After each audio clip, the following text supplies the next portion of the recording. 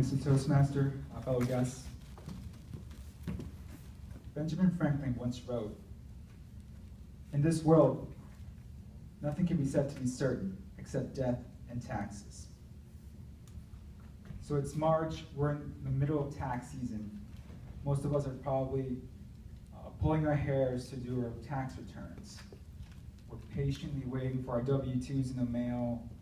We're scrambling to find some accountants, or even looking for lost receipts.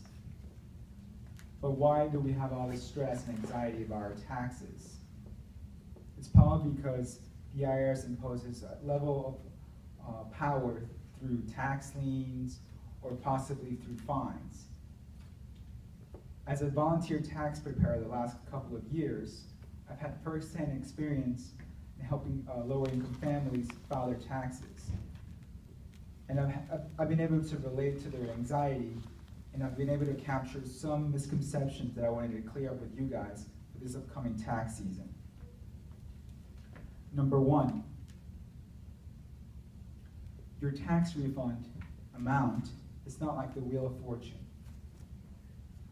What I mean in this reference is it's not a random amount that's generated every year.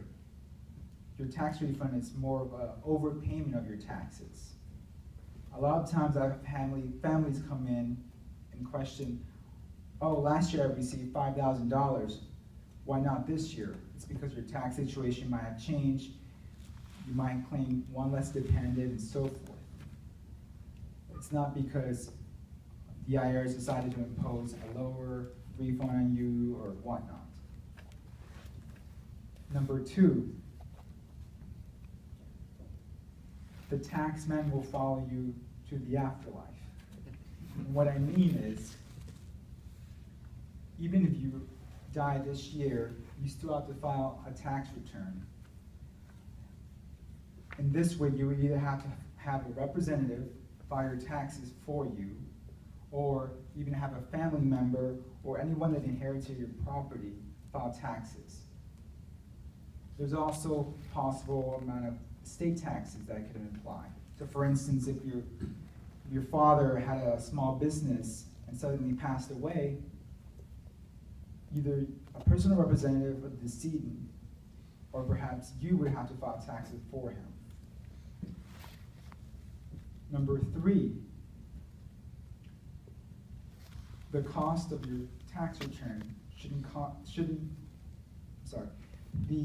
your tax return preparation shouldn't cost you an arm and a leg. What I mean by this reference is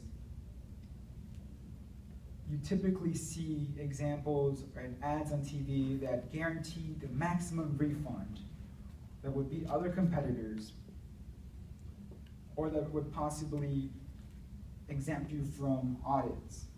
And most of these are unfounded, because typically, if you have a simple return,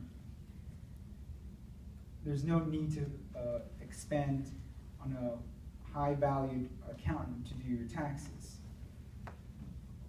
For instance, if you qualify for a certain income limits, the IRS will provide free tax preparation through TaxAct, TurboTax. There's even low-income community centers that will file your taxes for you, like I do. And there's even some accountants that will charge a 10% commission on your refund, which is ludicrous. So next time you consider your possible alternatives, look into your local or your state taxes and see if you can qualify for some free tax preparation.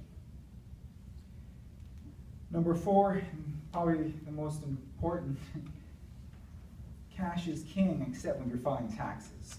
And what I mean is any source of income, including cash, is taxable according to the IRS. And that means from any source and from any country that you gain this income. This typically applies to waitresses, anyone in the service industry where you might receive tips. You're technically required to include that amount into your tax return. And that means even if you have a lemonade stand and you generate $20 worth of income. But the most intriguing part is for this option is that even illegal income is taxable. That means even if you're dealing drugs on the street, if you acquire arms or anything like that, that's still taxable according to the IRS. In fact, Al Capone was subject to this back in the 1920s. While he ruled Chicago with iron fist, through illegal activity, bootlegging, the reason he was actually captured, if you want to call it that way, is through the measure of tax evasion. He was convicted in 1931 and sent to Alcatraz. And that's probably one of the reasons why the culture of the IRS has grown up, has continued throughout this day. But fear not, even if you file your taxes on time, which means April 15th, and you still have some errors or omissions,